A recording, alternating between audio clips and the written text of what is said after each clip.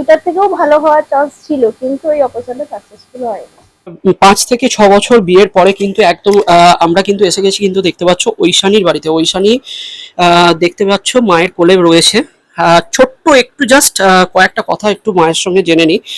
তো আজ কিন্তু আমরা এসেছি একদম তারকেশ্বরের মধ্যে বাড়ি ঐশানী, যেটা আমাদের তারকেশ্বরে মানে বড় ঘটনা। যেটা বড় ঘটনা বলতে কি বলবো, কারণ ঐশানীর যেটা প্রবলেম হয়েছে সেই প্রবলেমটা হচ্ছে খুবই প্যাথেটিক।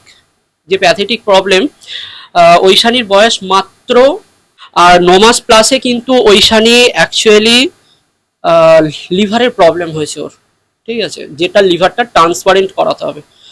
তো চলো আমরা একটু ঐশানীর মায়ের সঙ্গে, ঐশানীর মায়ের সঙ্গে একটুখানি কথাগুলো শুনে নিই অ্যাকচুয়াল কি হয়েছিল। আর তারপরে হচ্ছে ঐশানীকে আমরা একটু হেল্প করতে চাই, যেটা তারকেশ্বরবাসীর কাছে এবং গোটা টোটাল বিশ্বের কাছে আমার এটাই অনুরোধ।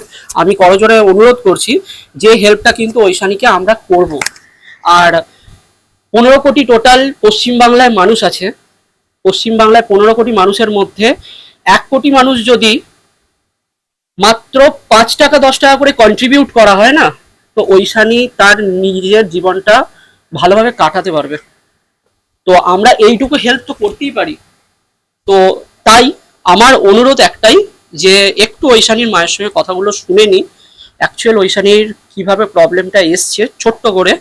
আর ঐশানীকে আমরা কিন্তু হেল্প করব, ঠিক আছে? তো চলো শুনতে থাকো।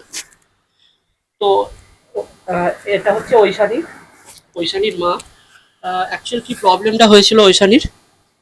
ঐশানী ছোটবেলায় কিছুই বুঝতে পারা যায়নি, যখন 2-3 মাস বয়স তখন কিছুই বুঝতে পারা যায়নি। ডাক্তার দেখাতাম, ডাক্তার বলতো নর্মাল, ঠিক আছে, একটু ওই পেচ্ছাপটা একটু ইয়েলো হতো, একটু ছোটবেলায় যেমন জন্ডিস হয় সবারই হয়, এটা ওষুধ খেত, বললো ভালো হয়ে যাবে। কিন্তু তারপর আমরা ঠিক মনের মতন হচ্ছিল না, যে এরকম হচ্ছে, একটু একটু পেচ্ছাপটা এখনো হলুদ হচ্ছে, জন্ডিসটা ভালো হচ্ছে না বলে, তাই জন্য আমরা কলকাতায় ডাক্তার দেখালাম, ইনস্টিটিউট অফ চাইল্ড হেলথে, আইসিইউতে। তো ওখানে গিয়ে ওরা বললো যে ওর লিভারের সমস্যা আছে। তো সব কিছু টেস্ট করলো, টেস্ট করে ওর হিডার স্ক্যান, অনেক কিছু স্ক্যান হয়েছে, লিভার বায়োপসি নানা রকম করে তারপর দেখা গেল কি ওর লিভারের সমস্যা আছে। তো লিভারে এমনই সমস্যা, সেটাকে লিভার ট্রান্সপ্লান্ট করতে হবে। আচ্ছা। তো সেখান থেকে আমরা বলে এখন অপারেশন একটা আছে, সেটা করলে দেখা যাক কি হয়। দিয়ে একটা ছোট অপারেশন আছে, তার সে বলে সেই অপারেশনটা করলে মানে অ্যাকচুয়ালি বুঝতে পারা যাবে ওর কি ও সমস্যাটা।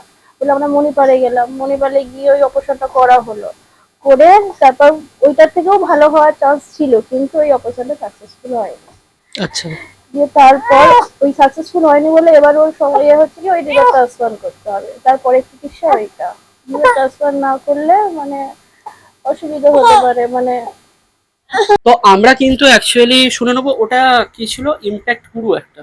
তো ইমপ্যাক্ট গুরুর ব্যাপারে উনি কিছু বলছে, জাস্ট একটু শুনে নিই, তারপর আমি আপনাদেরকে অন ভিডিওতেই বলছি। একটা এই সংস্থা আছে, সেখানেই আমরা অ্যাকাউন্ট খুলেছি। সেই অ্যাকাউন্টে যে টাকা উঠছে সেটা মানে আমাদের আর পার্সোনালি আসবে না, সেই টাকাটা মানে এর যখন লিভার ট্রান্সপ্লান্ট হবে তখন সেই অ্যাকাউন্টে সেই হসপিটালে ট্রিটমেন্টেই পেড হবে, ওরাই করবে, আমাদের হাতে কিছুই দেবে না, হবে না ওইটা। আচ্ছা, তো শুনে নিলে কিন্তু তোমরা। আর এমন কিছু হিউজ অ্যামাউন্ট কিন্তু না, যেটুকু অ্যামাউন্ট, যেটাই অ্যামাউন্ট, সেটা কিন্তু আমরা ঐশানীর কাছে অবশ্যই আমরা ঐশানীর জন্য হেল্প করতে পারি। তো ইমপ্যাক্ট গুরুর এই ভিডিওর ডিসক্রিপশনে কিন্তু আমার এবং চ্যাট বক্সে লিঙ্ক আর স্ক্যানার দুটোই দেওয়া থাকবে।